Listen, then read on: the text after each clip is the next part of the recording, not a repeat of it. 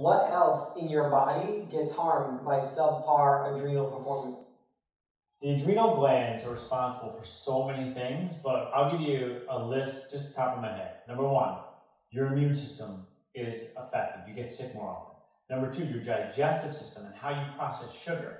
So diabetes, type 2 diabetes, can be produced by improper adrenal function because your ability for insulin to connect to the cells and help with blood sugar becomes impaired. Number three, testosterone production. So what does testosterone help with? Libido, muscle mass, making sure your workouts are good, body repair, those for women and men. So that can be impaired. Number four, serotonin production. So your ability to produce the good feeling chemical in your brain. So now your mood is affected.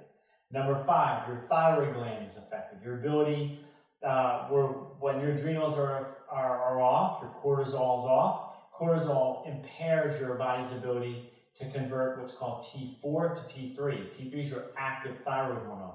So your thyroid is affected. What does the thyroid do? It helps with body fat loss, controls your temperature, controls it has effects on your hair, skin, nails, body weight, digestion. So everything's affected. When your adrenals are off, everything's off.